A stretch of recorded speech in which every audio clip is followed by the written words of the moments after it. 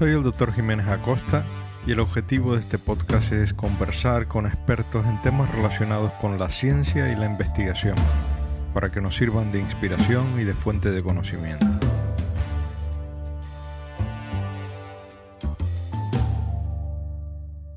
Bienvenidos a este episodio de Aprendiendo del Experto, y tengo el placer de contar de nuevo, es la segunda vez en este podcast con Manuel Martín Carrasco, que es psiquiatra natural de Huelva, Isla Cristina, pero que trabaja en Pamplona desde hace muchos años. Fuimos compañeros de curso en la Universidad de Navarra, y él hizo ya luego su especialidad en Madrid, en el Ramón y Cajal. Tuvo también una experiencia en el extranjero, en Inglaterra, me parece, o en Canadá. En Inglaterra y en Canadá. En Canadá. Sí. Y bueno, no sé si sigue siendo presidente de la Sociedad Española de Psiquiatría, o si no, lo ha sido hasta muy poco, ¿no? Sí, hasta el año pasado. Ahora mismo soy presidente del patronato de la Fundación Española de Psiquiatría y Salud Mental, que es un poco la fundación asociada a la sociedad, ¿no? Como la Fundación del Corazón, en fin, muchas sociedades científicas tienen fundaciones. Bueno, pues ahora estoy en el patronato de esta fundación, sí. Y el episodio de hoy es muy interesante porque habla de un tema pues que tiene mucho interés en general, y es un tema que creo que es importante divulgarlo por un profesional cualificado con amplia experiencia como tú, que es sobre la depresión, que es una enfermedad mental, emocional, que afecta a mucha gente, y que es una enfermedad, bueno, pues que tiene muchas repercusiones en el ámbito laboral, en el ámbito familiar, etcétera. Y vamos a centrarnos en este tema, ¿no? Lo primero, Manolo, que me gustaría, para empezar siempre, pues es un poco definir qué es la depresión, y qué es lo que le distingue de estar de bajona o de estar Vale. triste, ¿no? Muy Porque, bien. claro, se puede llegar a confundir, ¿no? Puede haber alguna línea gris en la cual uno pueda suponer que está deprimido, pero yo creo que lo de la depresión es algo diferente y mucho más intenso, ¿no? Vale. Mira, los psiquiatras entendemos por depresión a un síndrome depresivo, que luego se objetiva en distintos trastornos. O sea, aunque hablamos de la depresión en general, pero hay distintos trastornos depresivos, no solamente hay una depresión. Entonces, bueno, como síndrome, pues tiene una serie de síntomas, de signos que forman parte de ese síndrome depresivo. Y luego, si quieres, podemos hablar un poco, ¿no?, de cuáles son esos síndromes. Pero un rasgo fundamental del síndrome depresivo es, por una parte, el estado de ánimo, que es un estado de ánimo triste. Por otra parte, hay una pérdida de la capacidad de disfrutar, que es un síntoma que los psiquiatras le solemos llamar anedonia, ¿no? La pérdida de la capacidad de experimentar placer en actividades previamente placenteras, lógicamente. Uh-huh. Y luego también hay un enlentecimiento psíquico y motor. O sea, el organismo está funcionando un poco al ralentí, ¿no? Uh-huh. Uh-huh. Entonces, bueno, esto tiene que ser para que lo diferenciemos del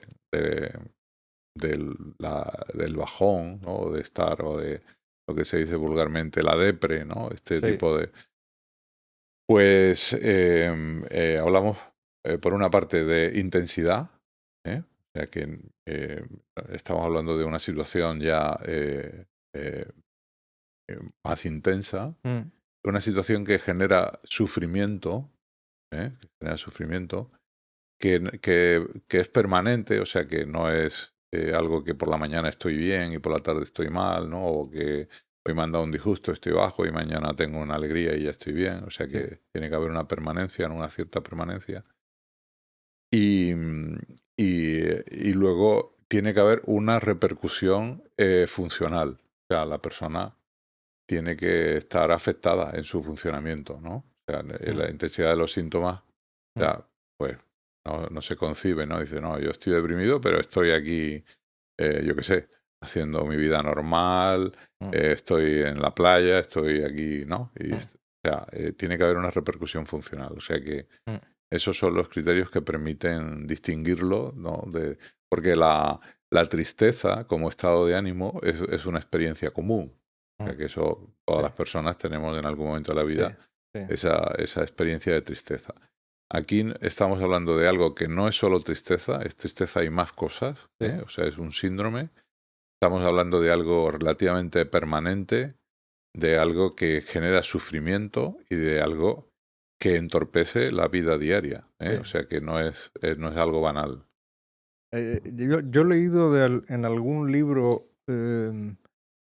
de divulgación sobre la depresión que la gente no se puede hacer una idea de lo que es la depresión hasta que uno la sufre o la padece, ¿no? Eso escrito por alguien que ha tenido episodios de depresión, ¿no?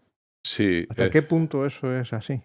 pues mira, probablemente tenga algo de razón, ¿no? Es decir, en la medida en que todos hemos tenido tristeza, ¿no? Pues todos tenemos una aproximación a ese trastorno. Pero realmente te comento ahora un poco lo que es lo que te transmite el paciente, ¿no? El paciente nota como que la vida ha dejado de tener ningún tipo de significado, ¿no? Ellos te lo describen como una sensación de vacío, ¿no? O sea, como que realmente no hay nada que le genere aliciente, ¿no? Para hacer nada. Ujú, Y si siguen haciendo cosas, pues es por deber o por lo que sea, pero ellos no pueden obtener satisfacción de nada, ¿no? Y entonces eso como que desvitaliza todo, ¿no? O sea, que la vida se convierte en una monotonía, ¿no? En una sucesión pero realmente sin que haya ningún tipo de satisfacción, ¿no? De mm, todo eso. mm, Y en esa medida es correcto. Yo creo que no es fácilmente transmisible, ¿no? Salvo ujú, efectivamente para una persona que lo haya padecido. ujú. Los pacientes muchas veces nos dicen, ¿no? Usted, doctor, claro, usted no ha tenido depresión, ¿no? Yo les digo, menos mal que no he tenido, porque si no, igual no podría estar aquí, ¿verdad? Claro, claro, Porque, claro. pero sí, no es algo fácilmente transmisible, pero lo que dicen es esto, ¿no? Mm, mm, Y desde luego es muy común, ¿no? Que el paciente refiera que ha tenido otras experiencias de enfermedad sí, y todos prefieren la otra experiencia de enfermedad sí, a la depresión. Incluso a lo mejor pacientes que han tenido enfermedades graves, ¿no? Pues claro, he superado un cáncer y esto es peor, ¿no? sí. O sea, la experiencia vital es demoledora, sí. ¿Y hasta qué punto la depresión aparece sin causa que lo origine? Porque esto es algo que a mí me confunde, ¿no? Sí, porque claro, si hay un evento en la vida, como puede ser una separación o la muerte de un ser querido, que, que eso te provoque una depresión profunda, eso es entendible, ¿no? Pero ese, ese tipo de depresiones que aparecen sin causa o sin motivo aparente, o sea, ¿son iguales depresiones las dos? Sí. Sí, o sea, el síndrome depresivo puede ser igual de grave con independencia del origen. Durante un tiempo hubo una distinción clásica, ¿no? La depresión endógena, ¿no? Que Sí, era aquella que surgía un poco sin causas, y la depresión llamada reactiva, ¿no? O sea, sí, aquella que de alguna forma supone algo que ha ocurrido, ¿no? En nuestro entorno, ¿no? Mm, y lógicamente se le atribuía, ¿no? Una mayor gravedad, ¿no? A la depresión endógena. mm, Hoy día no, esa división no es tan clara. no, No, lo que se entiende que una depresión, sea cual sea el origen, puede llegar a ser grave. O sea, con independencia de... Estoy recordando, según estaba hablando contigo, un paciente mío que se suicidó bueno, no hace mucho tiempo, hace unos cuantos meses. Y este hombre, la depresión la tuvo por una separación no deseada.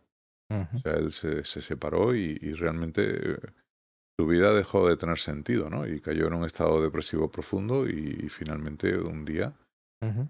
justamente cuando parecía que iba a remontar, ¿no? Ujú. Pues se suicidó, ¿no? Con 2 hijos pequeños, ¿no? O sea que es algo muy chocante, ¿no? Porque cuando uno está en esa situación, normalmente el deber, ¿no? O la fe, ¿no? Muchas veces, ¿no? O Mm, algo que de alguna forma ha llenado tu vida, son como asideros, ¿no? mm, Para agarrarte. mm, Y esta persona, a pesar de que aparentemente tenía asideros, ¿no? Era un hombre educado, un hombre con sí, una carrera, sí. con 2 hijos pequeños, pero se quedó sin sentido y nada, y se suicidó. Mm, Y no había estado antes deprimido y podría encajar en la categoría de depresión reactiva.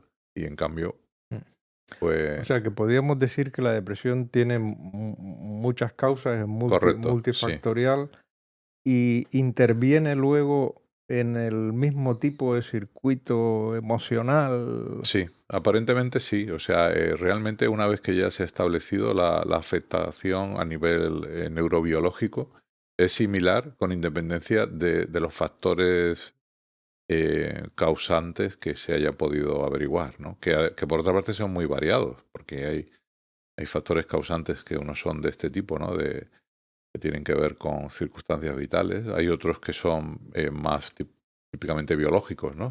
Hay, por ejemplo, muchas enfermedades somáticas, por ejemplo, enfermedades neurológicas, ¿no? El Parkinson, por ejemplo, la enfermedad de Alzheimer, que cursan con cuadros depresivos, ¿no? Y en este caso los factores determinantes son más biológicos. O sea que, digamos que lo que se va sabiendo es que es como una especie de lugar común, ¿no? Donde se puede llegar desde distintos. Ujú, Esto también, claro, lo que indica probablemente es que todavía no sabemos lo bastante, ¿no? claro. Porque, Mm, porque eso claro, es un factor que complica mucho, complica por una parte el diagnóstico, al tener el mismo constructo para realidades tan distintas, pues necesariamente el cuadro clínico no es siempre el mismo. claro. Muchas veces no aparece el síndrome depresivo completo, aparecen parte de los síntomas, otros no. Por ejemplo, es muy frecuente en las personas mayores que lo que se llama depresión subsindrómica, ¿no? Es decir, Mm, una depresión que no tiene criterios, ¿no? Como mm, pero que realmente es un factor de riesgo para presentar una depresión más completa. También tiene pues muchos de los problemas de resultado, ¿no? Que se asocian a la depresión también aparecen con la depresión subsindrómica. O sea, mm, eh, eh, no es fácil muchas veces, ¿no? Distinguir una cosa de la otra. mm. Y en cualquier caso, sí, respondiendo un poco más concretamente, efectivamente, ¿no? Distintos orígenes pueden desembocar, ¿no? En Luego, una. si quieres, hablamos de Sí, que me interesa mucho, del aspecto neurobiológico correcto, sí, vale. de la depresión, algún aspecto muy interesante y imagino que se estará investigando un montón. Sí, Pero siguiendo con los aspectos clínicos, hace poco tuve el placer de entrevistar a uno de los mejores, si no el mejor bioquímico que ha dado la ciencia española en los últimos 50 años, que es Carlos López Otín. Carlos López Otín es una persona aparentemente normal, que debido a una serie de eventos externos, en concreto, pues hubo gente que se metió con que habían algunas publicaciones suyas sí, que eran. que fueron, vamos, que fueron retiradas incluso Sí, finalmente de las revistas, y después se murió una cantidad de ratones transgénicos que tenía en su laboratorio, y dice que todo eso le sumió una profunda depresión.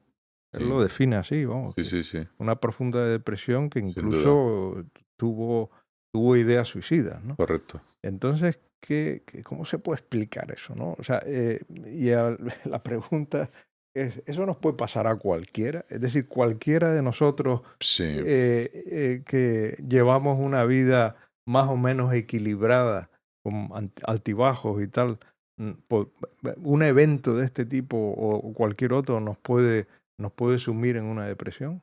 yo creo que sí, yo creo que no hay nadie que esté libre de poder tenerla. Me parece que que además yo creo que el ser humano no tiene una resistencia infinita, ¿eh? O sea que yo creo que si se suman factores, llegar al final, esto nos quiebra, ¿no? Eh, Probablemente a lo mejor no directamente de entrada con una depresión, ¿no? Puede haber estados, ¿no?, de tipo ansioso, por ejemplo, intermedios, pero yo creo que sí, yo creo que todas las personas podríamos llegar a tener un estado depresivo y no veo a nadie que pueda decir, no, yo nunca lo voy a tener, ¿no? Yo creo que es muy posible de hecho, bueno, las tasas de prevalencia son muy altas, ¿no? 1 de cada 6 personas, ¿no? Se estima que Una de cada a seis lo largo de su vida puede llegar a tener una puede depresión. tener, es alta. Es muy alta, sí. O sea que Sí. yo creo que no Ah, hay nadie que pueda decir, esto no me va a pasar a mí. Pues, sí. sí. Y hablando de tasas de prevalencia, hay zonas en el mundo donde quizás por otro tipo de hábitos, eh, otras formas de vida, la depresión es menos prevalente. Sí, bueno, sí que hay zonas que aparentemente tienen menos tasa de depresión, pero aquí el tema epidemiológico también es un tema que necesita una consideración. Primero, los criterios de depresión, tal vez como los conocemos, ha sido, y esto es una crítica de la psiquiatría transcultural, ha sido desarrollado en Occidente, ¿no? Y de alguna forma Correcto. refleja nuestra manera de deprimirnos. Es Mm, posible que otras formas de deprimirse no sean exactamente iguales, ¿no? Por mm, ejemplo. mm. Y luego hay países donde realmente hay una evidencia de que como estos estudios epidemiológicos son en base a encuestas, en que se sabe que la gente no responde a las encuestas. Por ejemplo, Claro. esto es algo que es muy común en Asia. En Mm, Asia, las personas no, tú le preguntas por algo de esto y no te dicen, ¿eh? O sea mm. que las tasas salen menores, pero no se sabe a qué se deben. Y luego hay grandes zonas del mundo donde sencillamente no se hacen estudios. En Eh, África, por Por ejemplo. ejemplo, en Latinoamérica, en muchos países, En África da la sensación de que la gente, a pesar de las dificultades, sí, tiene menos parece que es depresión. menor. Sí, efectivamente, sí. Me da la sensación a mí. Es correcto, sí, eso es lo que refleja, aunque claro, es lo que comentaba, que las tasas pueden estar muy influidas porque realmente tampoco se hacen grandes estudios.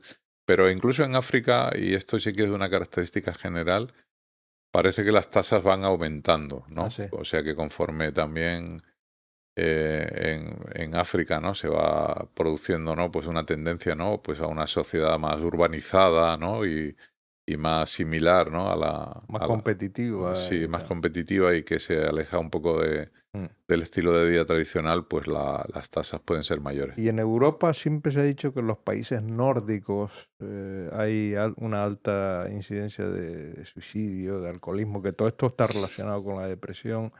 ¿Y qué hay de verdad en ello? Bueno, en cuanto a las tasas de suicidio, efectivamente, los países más mediterráneos suelen tener unas tasas menores, España entre ellos. Es un país que tiene, comparado con Europa, unas tasas menores.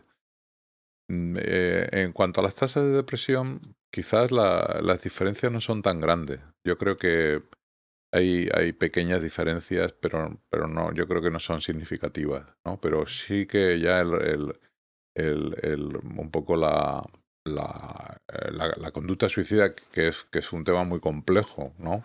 Porque la enfermedad mental juega una parte importante en la conducta suicida, pero no es la única. Hay otra serie de factores, Oh, ¿no?, mm, culturales, etcétera. Eso es un tema para otro, para otro podcast, yo creo, ¿no? Porque ujú. es un tema muy complejo, que la enfermedad mental tiene una parte importante, pero no es todo lo que explica el fenómeno, ¿no? Hay otros aspectos culturales, ¿no? Mm, Y por ejemplo también el consumo de sustancias o muchos aspectos que influyen en el tema del suicidio.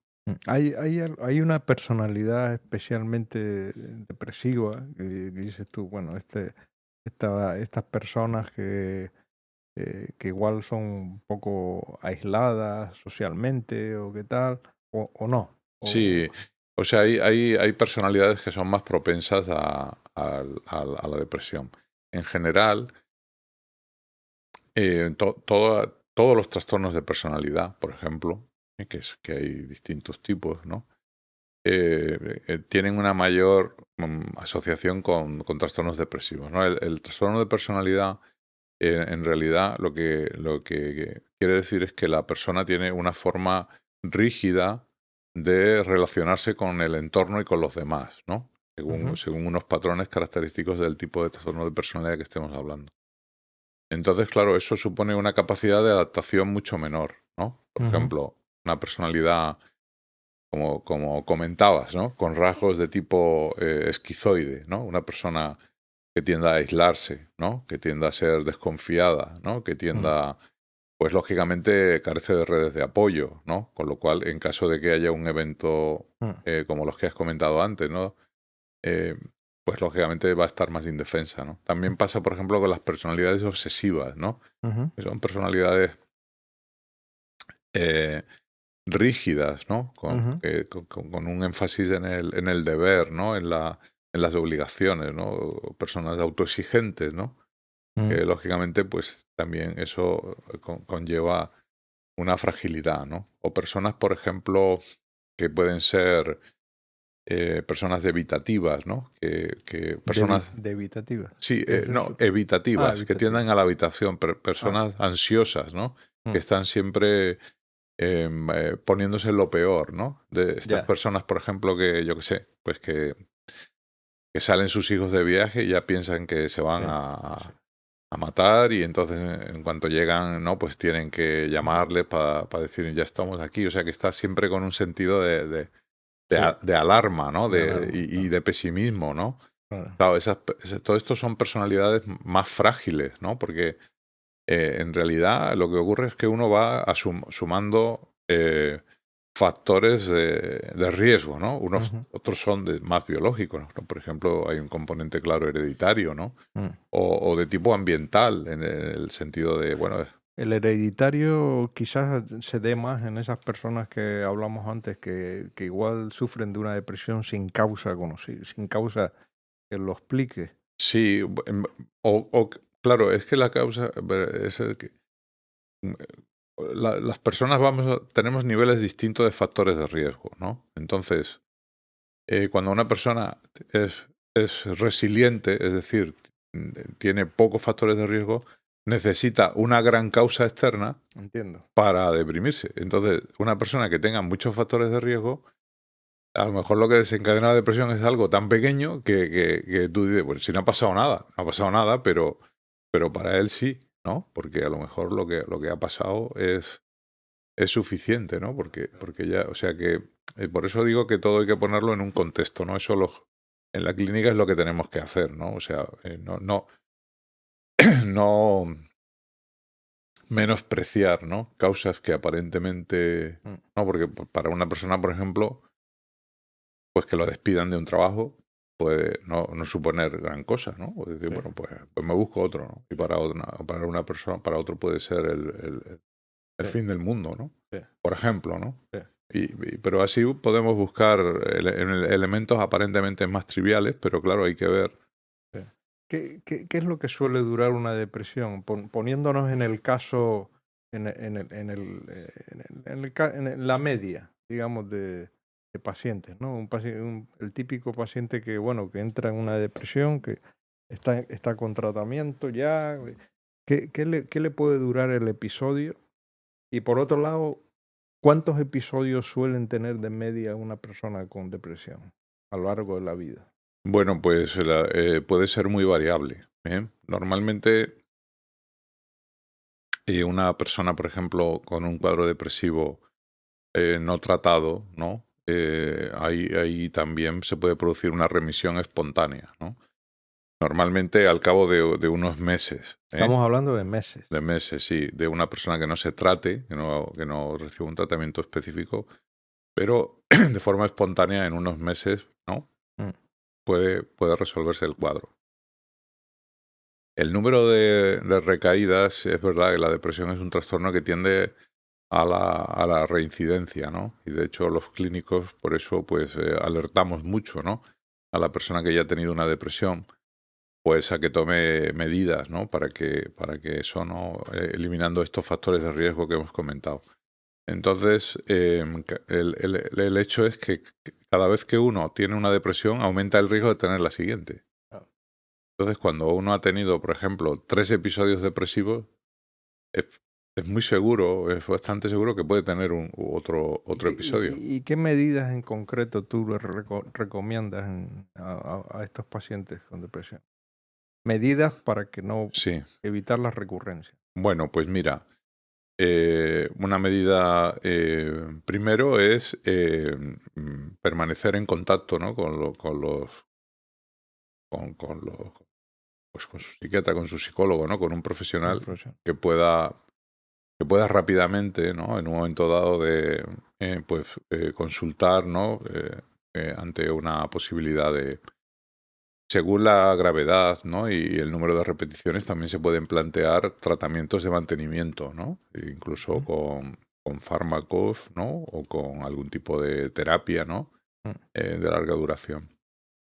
Luego, claro, hay que hacer ya un análisis, ¿no? de cada caso, ¿no? Y ver qué ha influido en la persona, ¿no? Si es, por ejemplo, aspectos que tengan que ver con el estilo de vida, ¿no? En este tema de las bases biológicas de la depresión, ¿no? Parece que hay una conexión, ¿no? Entre aspectos vasculares, neurovasculares, inflamatorios, ¿no? Entonces, por ejemplo, el ejercicio, ¿no? El ejercicio físico está demostrado que es un fabuloso agente preventivo y terapéutico en la depresión, en la ansiedad. Lo mismo hablamos, ¿no? Por ejemplo, ahora se le está dando Las mucha redes sociales que uno puede tener. Bueno, por ejemplo, la red de apoyo. Vamos, no redes sociales sí, en ese como sentido. de internet, sino la red de apoyo. La red de apoyo, exactamente, sí, los contactos socializarse con amigos. Por ejemplo, ¿no? El tema de a qué dedico mi tiempo, ¿no? Si hay aficiones, ¿no? Aficiones que uno tenga, cultivar aficiones. Sí. O sea, todos esos aspectos, lo que pasa que ya, claro, habrá que... Incluso religión. Bueno, la religión es un factor... Es un factor protector, pero hay que diferenciar lo que es la práctica religiosa de la religiosidad profunda. Quiero decir que una persona aparentemente puede ser muy religiosa, ¿no? En cuanto que tiene, pues que cumple, ¿no? Con una serie de preceptos religiosos, ¿no? De su religión, ¿no? Ya sea católica o musulmana o de la religión que sea. Y otra cosa es la medida en que la persona está imbuida de esa religiosidad, es decir, hasta qué punto, qué visión tiene de la divinidad, qué relación tiene con esa divinidad, qué relación tiene de la trascendencia, qué relación tiene con el sentido de la vida. Eso es lo que realmente, o sea, uno no por ir, diciéndolo así vulgarmente, no por ir mucho a misa, sino realmente si tiene esta otra religiosidad más profunda, es la que tiene un efecto protector, tanto a la medida en que uno puede no tener tanta depresión como que si la tiene puede resolverse antes, ¿no? También luego hay muchos aspectos de la religiosidad que van unidos. Por ejemplo, una persona que sea religiosa puede pertenecer a una comunidad religiosa, a una comunidad de fe, ¿no? Puede estar implicado, por ejemplo, si es una persona católica, puede estar implicada en la parroquia, puede estar implicado en... claro, ahí lo que tiene... hasta dónde llega la red de apoyo, ¿no? De la propia... O sea, hay muchos factores que van asociados que no... Por eso. Pero lo que sí está claro es que una persona que ahora en nuestro medio pues ya prácticamente no se da, ¿no? Porque así como España durante un periodo, ¿no? Pues fue un país donde esa religiosidad extrínseca resultaba favorable socialmente, ¿no? Y por lo tanto era favorable para, ¿no? El que uno se viera, ¿no? implicado, ¿no? En actividades de tipo religioso. Ahora no es del caso, yo creo, ¿no? O sea, no veo la ventaja, ¿no? de esa religiosidad extrínseca en nuestro país. Pero ese tipo de religiosidad puramente formalista, en realidad no tiene mayor efecto protector. Claro. Es esa Tiene que haber otra. una convicción personal y... Eso es, sí. Mm, Esa es la que realmente tiene mm. efecto, sí. Hablemos un poco de lo que comentamos antes, de las bases biológicas de la depresión, ¿no? Eh, es la serotonina el neurotransmisor responsable de que de que se produzca una depresión, o es esto una consecuencia, o hay más neurotransmisores implicados. ¿Qué es lo que...? Sí, no, o sea, yo creo que efectivamente, ¿no? Hay los estudios de hace ya muchos años, ¿no? Descubrieron, ¿no? Este balance, ¿no? Alterado de distintos neurotransmisores, sobre todo de las aminas, ¿no? Es decir, dopamina, serotonina, noradrenalina.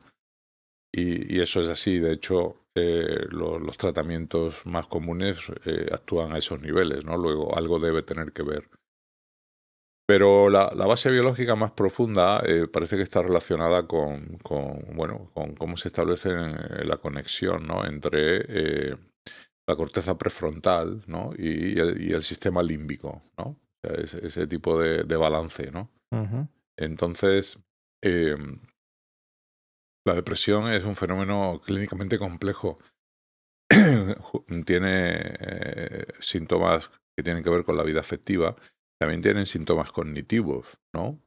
Como por ejemplo, pues el lentecimiento que comenté antes, ¿no? La dificultad de De concentrarse, la concentración. dificultad de... Mm, y luego también tiene síntomas vegetativos, ¿no? Por sí, ejemplo, hay una alteración del del sueño, sueño, una sí. alteración del apetito, una alteración del deseo sexual, Mm, que son de otros niveles, ¿no? de implicación. mm, O sea que realmente parece que el núcleo está en esta conexión entre la corteza prefrontal y el sistema límbico, ¿no? a distintos niveles. ujú. Y parece que los tratamientos, ¿no? Lo que hacen es restaurar esto. Lo que ocurre que los sistemas de neurotransmisión están unos implicados con otros, Claro. ¿no? Por Mm, ejemplo, claro. hay fármacos que son puramente dopaminérgicos, ¿no? Y que en cambio influyen, ¿no? En los niveles por vías más indirectas, los niveles de serotonina y dopamina. Mm, Lo mismo ocurre, ¿no? Que modificas la transmisión serotonérgica y acaba afectando a los niveles de dopamina. O sea que mm, hay realmente mm, unos niveles de relación. mm, Ahora hay recientemente, y yo creo que es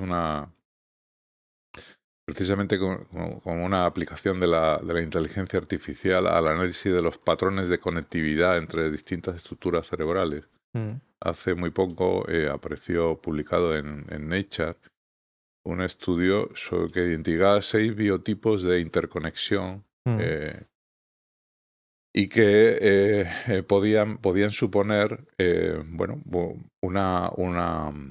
una realidad, digamos, a mm, nivel de interconexión ujú, de circuitos cerebrales, ujú, con independencia de la clínica que luego aparezca, ¿no? ujú, O sea, con cierta relación con la clínica, y esto ujú, bueno, de confirmarse y ujú. a lo mejor podría suponer, ¿no? Un avance, ¿no? A la hora Ujú. de ver, bueno, Dianas terapéuticas exactamente, nuevas, de buscar, etcétera. Claro. Mm, no tratar, ¿no? Con la clínica, ¿no? Que a fin de cuentas son aspectos muy genéricos, ¿no? claro. Mm, Con aspectos más profundos y que a lo mejor también explican por qué, bueno, pues mm. porque hay tanta resistencia, ¿no? A los ¿Hay tratamientos. cambios en los diagnósticos de imagen en las personas depresivas o no? En términos generales son diferencias sutiles, o sea, no Sutiles, se puede hacer un no. diagnóstico. El diagnóstico sigue siendo el Sigue clínico siendo basándose clínico, sí, en... no disponemos de Mm, biomarcadores, ¿no? ah, Así como ahora había, pues, todo el fenómeno que ha ocurrido en el Alzheimer, ¿no? Alzheimer, claro. Y con los biomarcadores. Pero Por no... desgracia no los tenemos. A lo mejor esto puede suponer, porque esto se basa en el análisis de patrones que se obtienen con resonancia magnética funcional. Mm, O sea que a lo mejor se identifican esos patrones, luego se podría escribir, ¿no? Con un estudio ujú, de resonancia magnética, en distintos niveles de tarea, a lo mejor se podría escribir tu funcionamiento con uno de estos patrones y a lo mejor eso puede ir dando más especificidad, pero bueno, son áreas que están todavía en desarrollo. Y en cuanto a los tratamientos, cuando te viene alguien a la consulta con un síndrome depresivo, ¿hay alguna novedad en los tratamientos o siguen siendo pues los clásicos inhibidores de la serotonina, el Prozac, todo este tipo de Sí. tal? Bueno, como comentábamos antes, la depresión es un síndrome y hay varios tipos distintos de depresión, ¿no? Según cuál sea ese tipo de depresión, pues el enfoque va a ser diferente. Depende del síntoma que predomine y esto. Por ejemplo, y también de si hay o no, por ejemplo, una entidad biológica distinta que lo esté, por ejemplo, si es una asociación, si es una depresión asociada, ¿no? Pues a una enfermedad de Parkinson o a una enfermedad de Alzheimer o a un ictus, una depresión vascular, todo eso modifica la orientación terapéutica. También, si lo que predominan, ¿no? Son, por ejemplo, esos patrones rígidos de comportamiento que comenté antes, ¿no? Pues si eso tiene una gran predominancia, pues evidentemente habrá que introducir también, ¿no? Algún tipo de intervención psicoterapéutica, ¿no? O sea, Claro. primero hay que hacerse una idea, bueno, hay un síndrome depresivo, luego, ¿qué es? ¿Es una depresión bipolar? ¿Es una depresión que parece desconectada de elementos exteriores? ¿Es una depresión que está asociado, ¿no? A un patrón anómalo de personalidad? ¿Es una depresión, por ejemplo, con o sin presencia de consumo de tóxicos? O sea, hay que ir Sí, sí. situando, ¿no? Y según ese análisis, ¿no? Pues ya un poco harás el enfoque terapéutico. Claro. También, lógicamente, habrá que tener en cuenta la repercusión que tenga, ¿no? Por ejemplo, aspectos como, bueno, el riesgo de suicidio, que ya lo hemos comentado, ¿no? La aparición, la aparición o no de síntomas psicóticos, ¿no? Que Alucinaciones y no son frecuentes, más que alucinaciones suelen ser ideas delirantes, ideas delirantes. pero que pueden aparecer, sobre todo, por ejemplo, en personas mayores con depresión, no es excepcional, ¿no? Que haya, Ah, por ejemplo, delirios de ruina, ¿no? O, sí. o delirios de culpa, ¿no? Y en ese caso, por ejemplo, lógicamente, pues la intervención es Hay distinta. distintos fármacos que Sí, atacan uno mejor que luego, otro. y luego técnicas de neuroestimulación, ¿no? Desde la clásica, la terapia electroconvulsiva, ¿no? A las terapias ahora de Luego, si te estimulación parece, magnética, ¿no? hablamos de ese tipo de terapia, digamos que son Sí, alternativas, ¿no?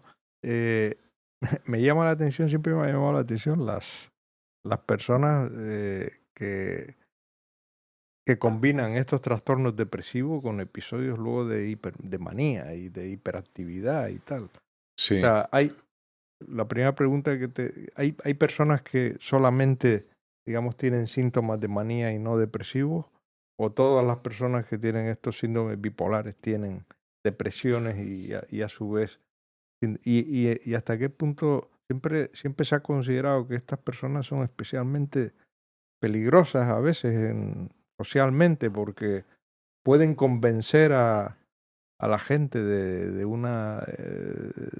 situaciones y tal que son muy creíbles y Sí.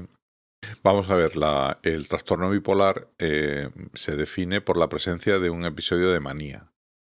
O sea que si no hay manía, estamos hablando, para que sea manía o trastorno bipolar, siempre tiene que haber al menos un episodio de manía, ¿no? Entonces, la mayoría de las personas con trastorno bipolar tienen algún episodio de manía y varios episodios depresivos, ¿no? O sea, y algunos casos muy raros solamente tienen episodios de manía, pero esa es la excepción. La mayoría, lo más frecuente son personas que tienen o bien alternancia de episodios de manía y de depresión, o bien episodios depresivos y alguna vez, ¿no? Algún estado de manía, o bien algunos estados de manía menor que se suelen llamar estados de hipomanía, ¿no? En el sentido de manía pequeña, digamos, ¿no? Hipo, ¿no? Manía. y cómo puede, perdona, y luego sigues, pero cómo puede pasar una persona de ser una depresión que enlentece el sistema nervioso, la forma, y a todo lo contrario. O sea, y que esté producido por un mismo agente. ¿Sabes? Sí, pues la verdad es que no tenemos No se respuesta sabe, para ¿no? eso, ¿no? Pero efectivamente la realidad clínica es esa. Y a veces los virajes, ¿no? El viraje son muy rápidos. O sea, puede haber una persona que haga un viraje de...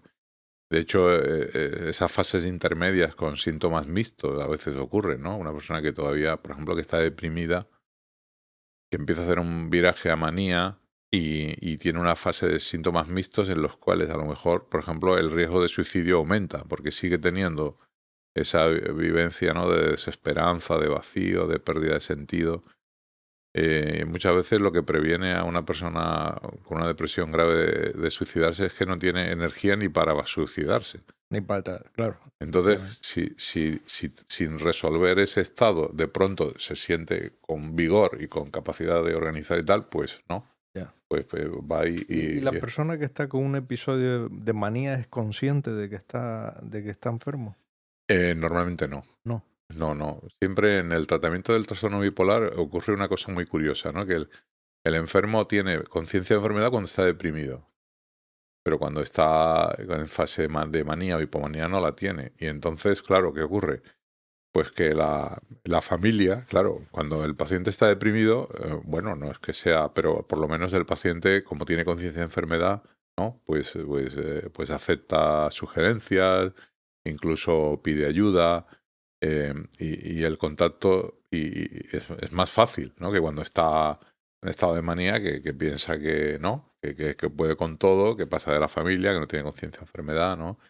Entonces, el trastorno bipolar, el paciente se siente bien cuando está maníaco, o por lo menos un poco en el tendiente hacia el polo de la manía.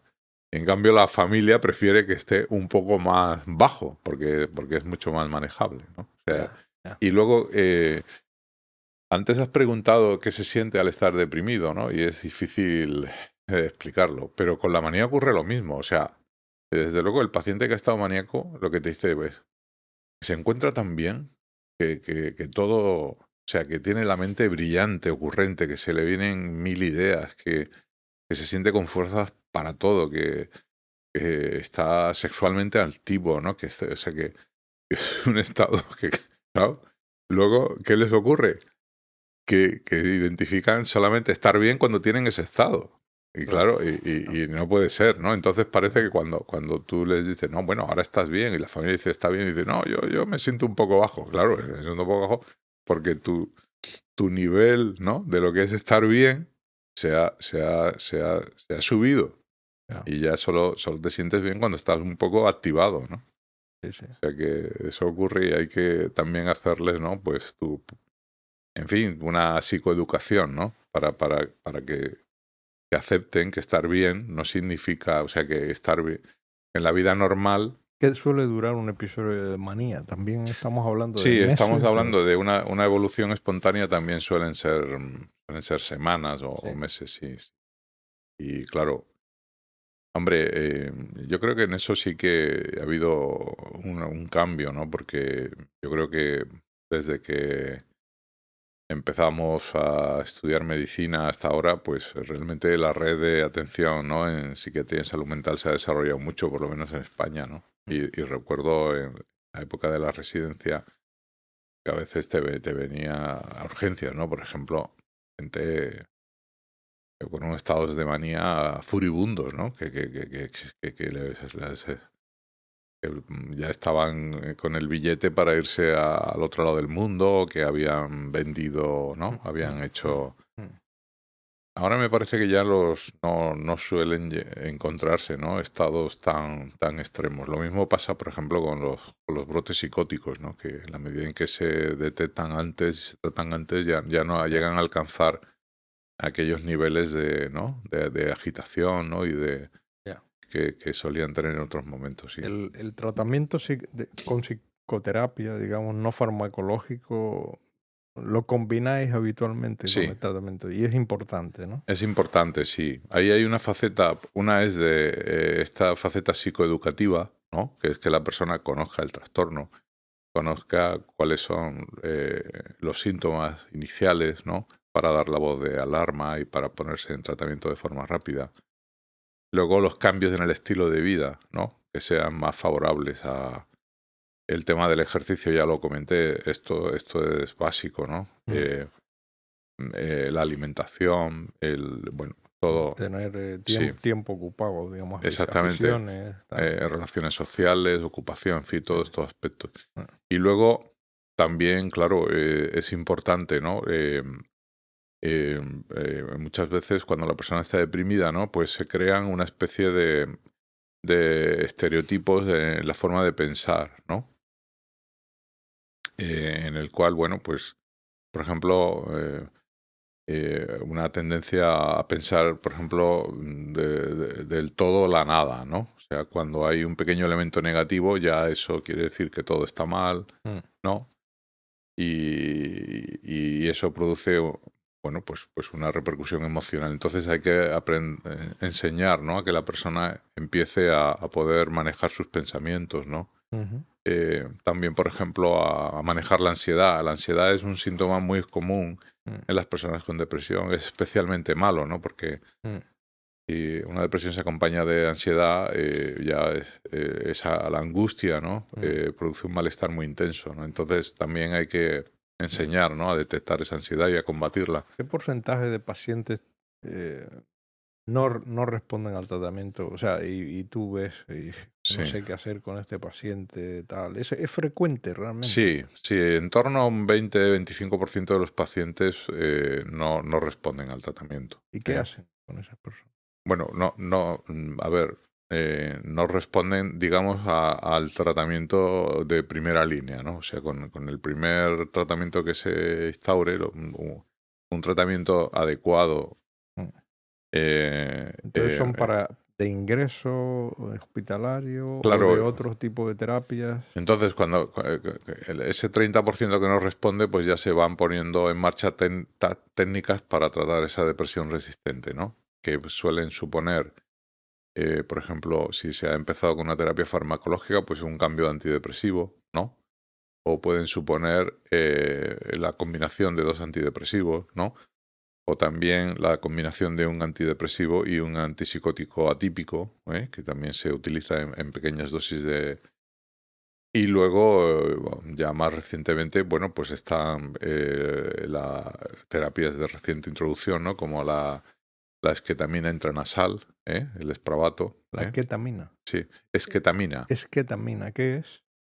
La esquetamina es un isómero de la ketamina, la sustancia. Eso es lo que se llaman los psicodélicos, que la gente Sí. entiende por psicodélicos. Bueno, la ketamina es una sustancia, es un anestésico, Sí. O sea que se ha utilizado ampliamente como anestésico. Por ejemplo, se sigue usando mucho en veterinaria, porque es un anestésico que no deprime el centro respiratorio. Y también se ha utilizado, por ejemplo, en países del tercer mundo, ¿no? Para hacer cirugía en la cual no se dispone de sistemas de soporte vital, ¿no? Entonces es un anestésico importante. Luego ha tenido también su trayectoria como una droga recreativa, como una sustancia recreativa, ¿no? Porque induce efectivamente estadios oníricos, ¿no? Etcétera. Entonces, en el uso terapéutico son unas dosis muy bajitas de esta sustancia. Intranasal, ¿sí? Que se aplica por vía intranasal, sí. Y entonces se utiliza en casos de depresión resistente, cuando la persona. Le sube el ánimo a las Sí, personas, produce una mejoría del estado de ánimo, sí. ¿Y qué papel tienen otros productos como la ayahuasca? Sí. Que hay muchos artículos publicados y se habla mucho en las redes sobre Sí. esta alucinógeno, ¿no? Que procede de una planta, ¿no? Sí. Y similares, ¿no? Sí. ¿Qué uso tienen en verdad en la práctica? Bueno, esto está todavía en fase experimental, pero sí que hay evidencias crecientes de que pueden tener un uso terapéutico. En cualquier caso, el uso terapéutico fundamental es para una terapia asistida por el uso de estas sustancias. O sea, el tema sería, por ejemplo, personas que. Pero esto no está disponible en España, ¿no? Todavía no está disponible. La ayahuasca es No. Es la típica droga que está no sé si en Perú o en Colombia, Eso es, por ahí, sí. que la gente va allí y que Sí, hay un chamán que claro. hace Y una eso es tal. muy arriesgado, claro, porque uno no sabe qué está tomando, ¿no? Y qué pureza tiene. Claro, todas estas sustancias naturales, entre comillas, Y no tú se sabe qué oyes, son. se oye, bueno, hablar a gente que ha pasado por estas experiencias y hablan de que son experiencias que le han transformado la vida y tal. Y eso Sí, realmente es, es posible, no lo niego. Lo que ocurre que, claro, el uso médico supone primero una seguridad, ¿no? Y luego hay que saber exactamente qué se utiliza, ¿no? Y para qué, ¿no? ¿Cuál es? Y así como yo creo que una visión correcta es toda sustancia psicoactiva puede tener un potencial terapéutico. O sea, yo no se lo niego en absoluto a ninguna de estas sustancias. Pero claro, por ejemplo, en términos más conocidos por nosotros, ¿no? El cannabis, ¿no? El cannabis normal tiene decenas de componentes activos, ¿no? O sea, pues cuando se habla de y por lo tanto, como son tantos componentes, no se sabe exactamente, ¿no?, qué produce qué efecto, ¿no? O si es una combinación, etcétera. O sea, pero evidentemente hay un sistema endógeno cannabinoide que eventualmente puede ser convertirse en una diana terapéutica mediante un proceso de investigación, ¿no? Lo que pasa es que yo creo que con el tema de estas sustancias se une también pues esta corriente más sociológica, ¿no?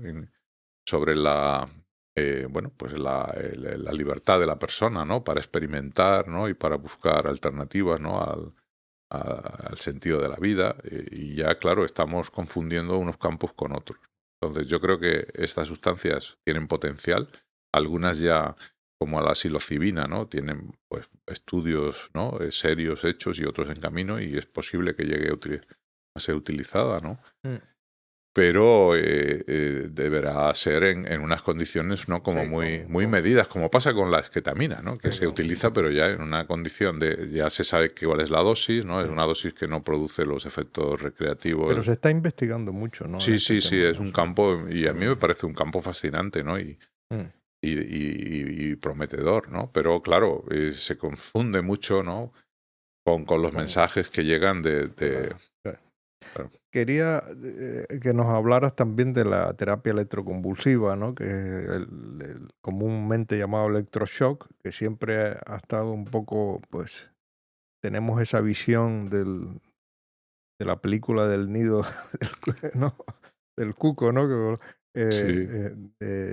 ¿Cómo se llamaba el actor? Jack Nicholson. Jack Nicholson.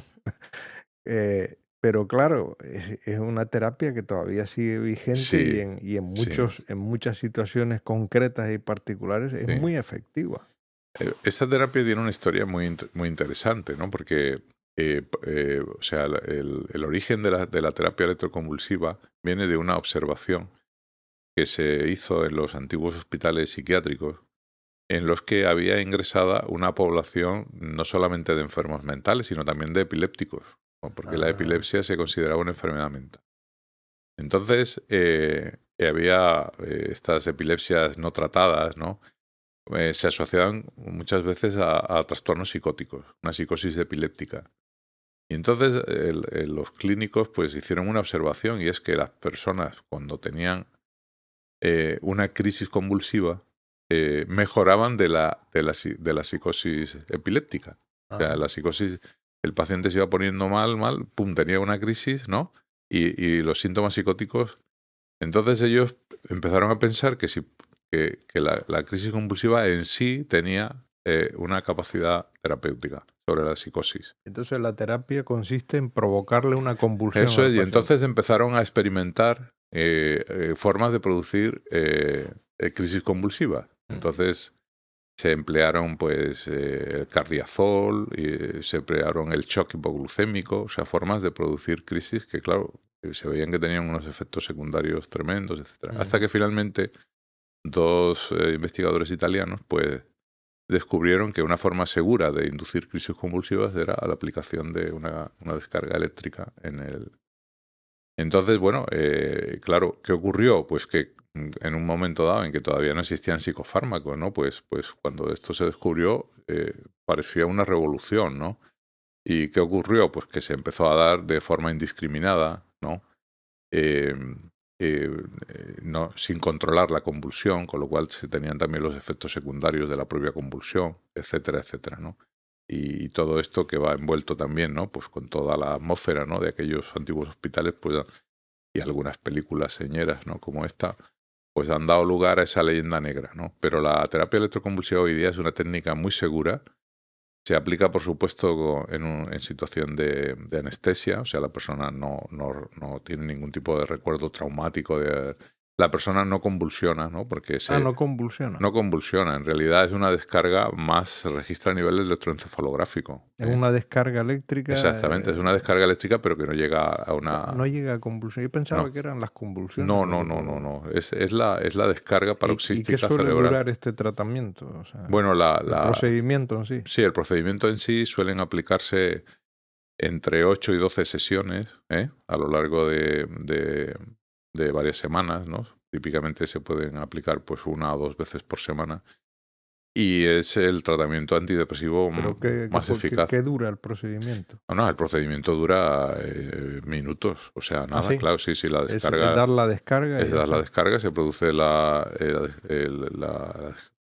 descarga paroxística a nivel electroencefalográfico que dura unos segundos y ya está. Ya está. Sí, sí. Y luego efectivamente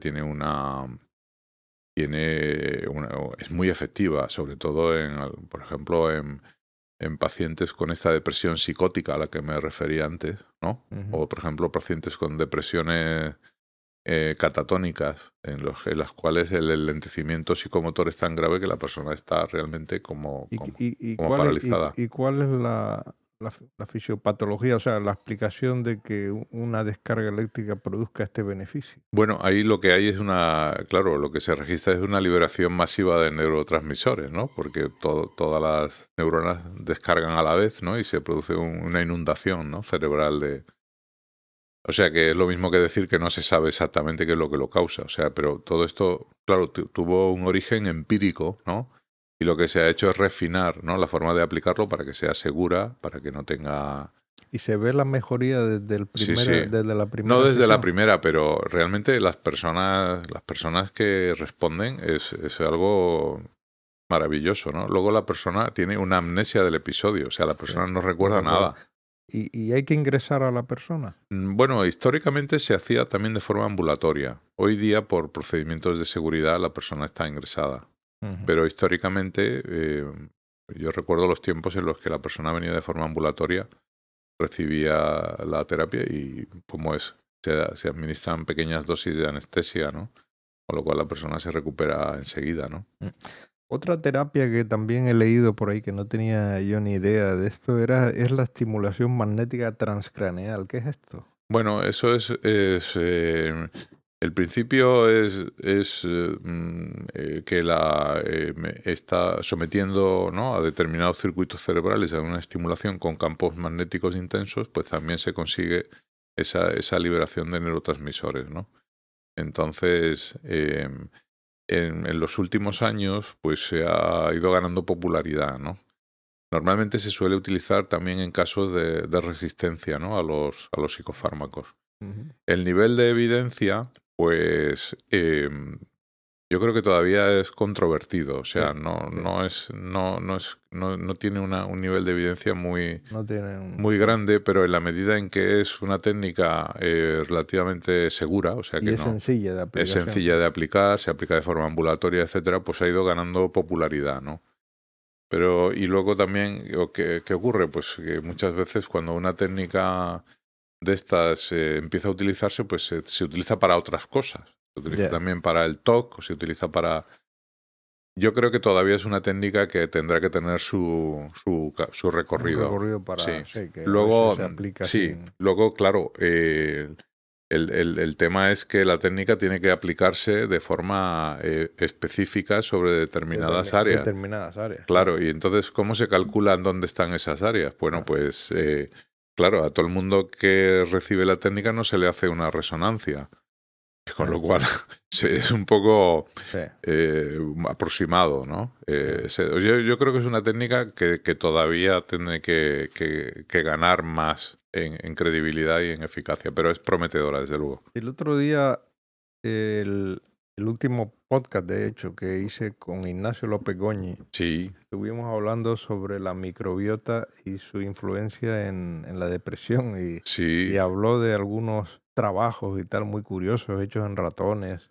sí, Y en fin, y parece que la conexión que hay entre la microbiota intestinal y el eje neuronal sí, el sí, sí, cerebral, es real sí. y que, bueno, ¿hasta qué punto les ha influido a ustedes en cuanto a cambiar un poco también y dar pautas de alimentación o algo así? Sí.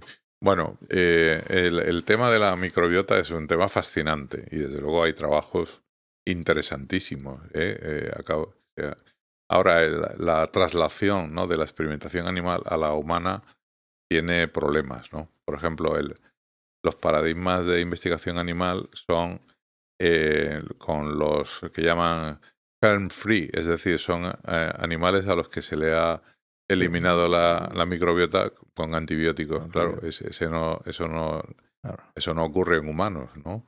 Luego la dieta humana es totalmente distinta a la animal y la composición de la microbiota humana es distinta del animal. Claro, Y luego, claro, teniendo en cuenta que hay tal cantidad de cepas distintas, ¿no? sí, No y- se sabe claro, exactamente si es la predominancia de unas cepas, si es un problema de equilibrio entre unas cepas y otras, y los tratamientos que hay, los probióticos, ¿no? sí, Pues son también muy inespecíficos. Entonces, yo creo que en este momento, además, tampoco está muy claro.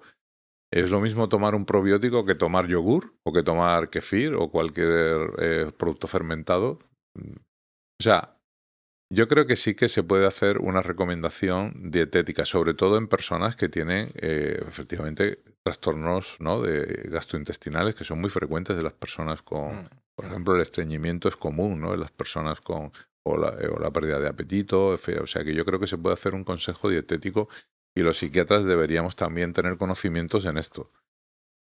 Pero yo creo que con toda la fascinación que produce, ¿no?, y las bases tan interesantes que tiene, ¿no?, y todavía más que se descubrirá, o sea, porque es un área. sí.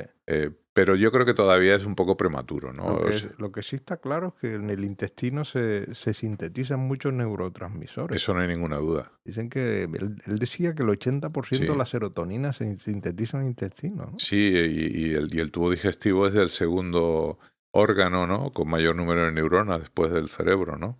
Lo cual tiene todo el sentido, porque en realidad eh, el tubo digestivo es anterior al cerebro, ¿no? Mm, El cerebro, digamos que evolutivamente surge cuando ese tubo digestivo tiene que moverse, ¿no? efectivamente, Con cuando lo cual, pero primero es el tubo el digestivo. tubo digestivo. O sea que bueno, Sí. pues tiene todo el sentido y yo creo que sí que pues, va a haber descubrimientos, ¿no? Pero bueno, ahora a mí es un tema que me gusta mucho, Ujú. que, en fin, está procurado estar informado. Este libro es muy bueno, De Ignacio. Ujú. sí, y lo recomiendo, pero que yo creo que todavía hay que ser prudente, ¿no? O Mm. sea, Manolo, ya para ir un poco acabando, me gustaría que dieras algunos consejos, bueno, a las personas que nos puedan estar oyendo o a familiares sí, de personas que están con depresión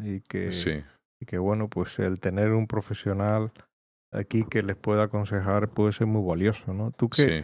qué mensajes te gustaría transmitir, ¿no?, a aquellas personas que nos Sí. escuchan que puedan estar pasando por una depresión? Bueno, el primer mensaje es que la depresión es un trastorno que se cura. O sea, que realmente, aunque hay casos resistentes, etcétera, hay casos más difíciles, pero la mayoría de los pacientes o bien se recuperan o tienen una mejoría muy significativa, ¿no? O sea que yo creo que eso es lo primero que hay que decir.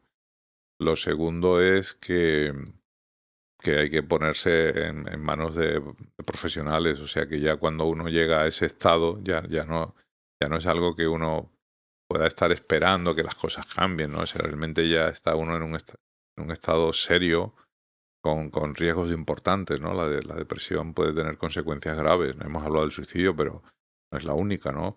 Ujú. ni mucho menos. Entonces hay que reaccionar rápido, ¿no? Esas semanas, ¿no?, que uno puede tardar en pedir ayuda, pues realmente puede ser críticas, ¿no?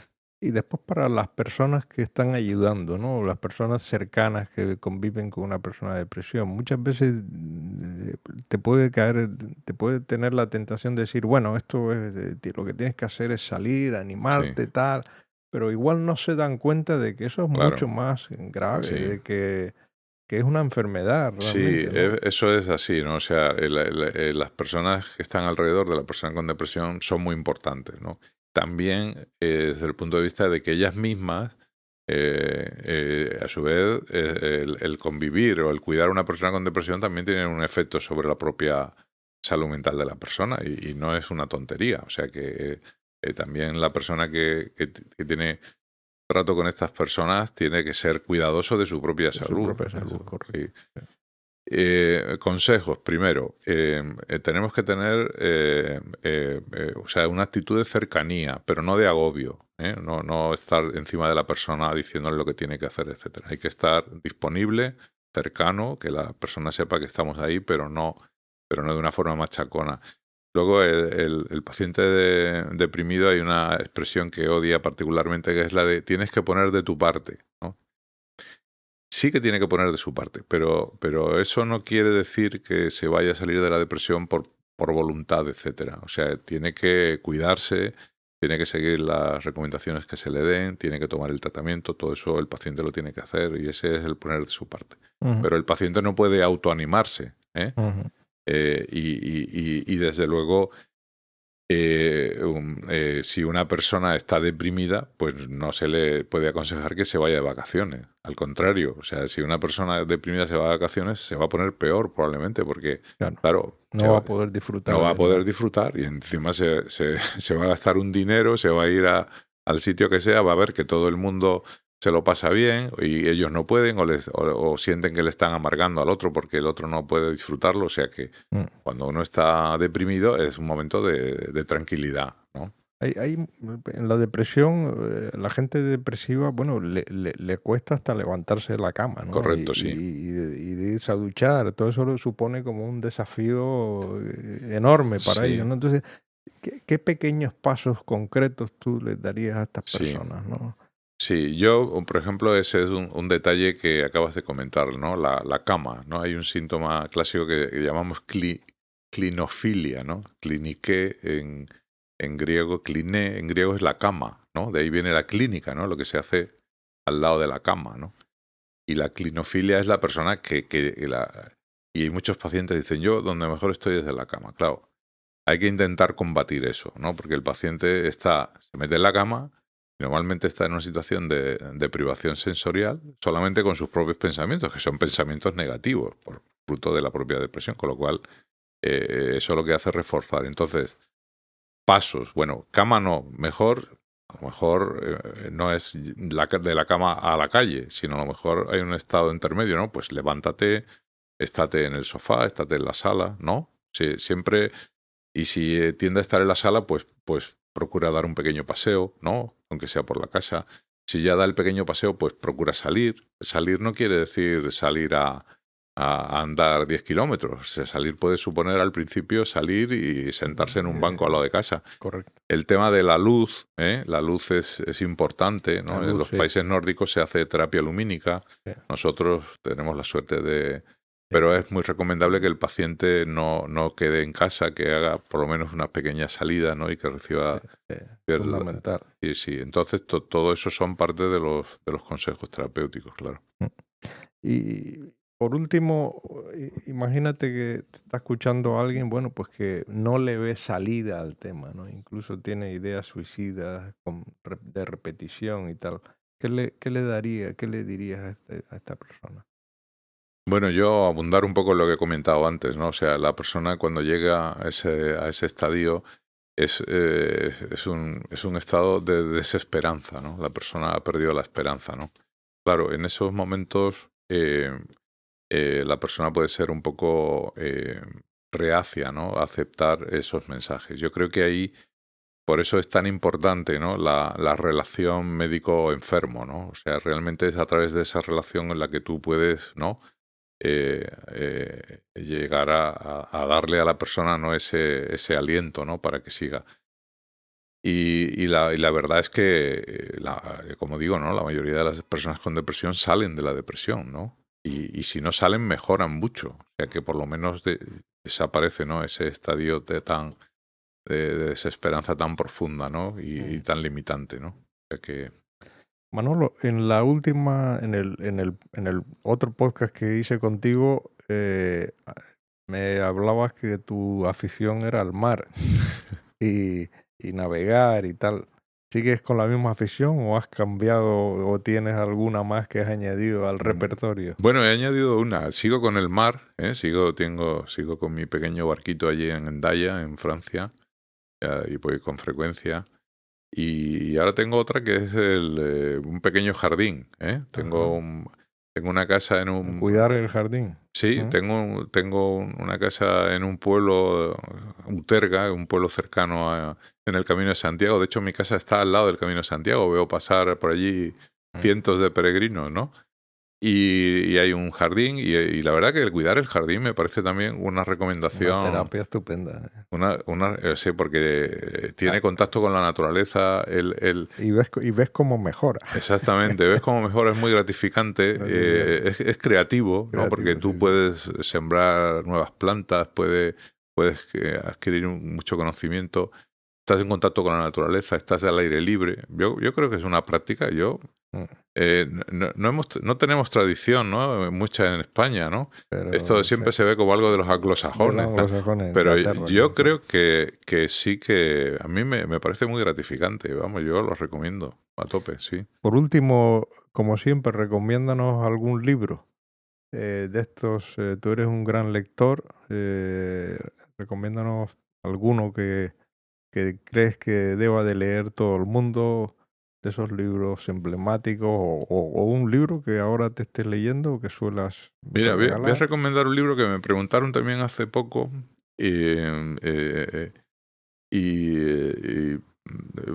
yo recomiendo mucho leer El Señor de los Anillos, que es un libro que habla de la esperanza, porque en realidad lo que mantiene toda la tensión del libro, ¿no? Es la esperanza, ¿no? De que en algún momento se va a poder salvar, ¿no? Todas esas adversidades. Entonces yo creo que y bueno, el libro describe muy bien, ¿no? Todos esos estados, ¿no? En que parece que todo va a ir mal, ¿no? Y cómo el mantener esa conexión con la vida, ¿no? Al final te resulta... Y yo creo que es una gran obra de literatura, ¿no? Y en estos momentos, ¿no? También a nivel de la sociedad, ¿no? A mí me parece un libro muy interesante. Pues nada, muchas gracias, Manolo, por esta nueva conversación que hemos tenido, y espero que les haya gustado a los oyentes, y espero que no sea la última invitación Nada, ya a sabes este podcast. que me tienes a tu disposición. Para mí es un placer colaborar y te felicito por este, que me parece que haces una labor de divulgación interesantísima, así que enhorabuena. Entre las conclusiones del episodio yo resumiría lo siguiente. La depresión es realmente un síndrome, es decir, un acúmulo de síntomas que padece la persona, no solamente tristeza, sino también una pérdida de la capacidad para sentir satisfacción y también un enlentecimiento psíquico y motor. El paciente está como más lento en sus reacciones, tanto a nivel mental como a nivel motor. Además, estos síntomas tienen que ser permanentes en el tiempo, intensos, y generan también mucho sufrimiento a la persona que lo padece. Es difícil ponerse en la piel de una persona depresiva, pero esas personas tienen la sensación como que la vida no tiene sentido. Hay una sensación como de vacío y una ausencia de satisfacción, como dije antes. Claro, una persona con depresión puede tener varias recaídas. Entonces, el doctor Martín Carrasco pues aconseja que para evitar recaídas, pues pues es importante tener un control, un mantenimiento con un especialista en psiquiatría. También realizar pues actividades, ejercicio físico, tener redes de apoyo, socializarse, cultivar aficiones, etcétera. Todo esto ayuda a que las recaídas sean menores. En cuanto a los tratamientos médicos de la depresión, pues hay muchos fármacos y el especialista tiene que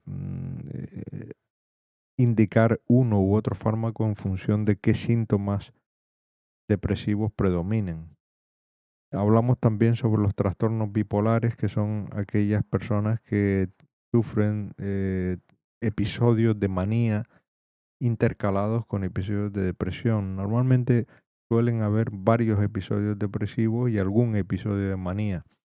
Es curioso que cuando está el paciente en fase de manía, pues no tiene conciencia de que está enfermo, pero cuando está en su fase depresiva, pues sí, y es cuando suele pedir ayuda.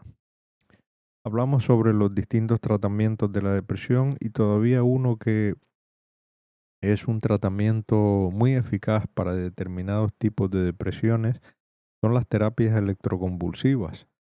Este tipo de tratamientos son seguros. Hoy en día se hacen con anestesia y se produce una descarga eléctrica en el cerebro, pero que esta descarga eléctrica no produce convulsiones. Se suelen hacer entre 8 a 12 sesiones, una o dos veces por semana, y como dije, es efectiva sobre todo en depresiones de tipo psicótico o catatónico.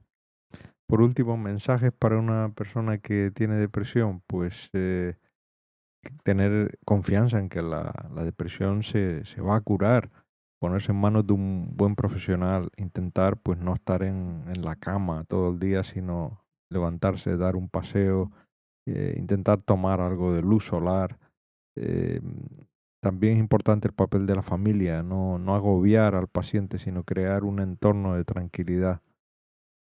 Y nada más por el episodio de hoy. Si les ha gustado, por favor suscríbanse, denle a un like, que siempre ayuda. Y les emplazo para dentro de 2 semanas en las que subiré algún otro episodio interesante de Aprendiendo del Experto.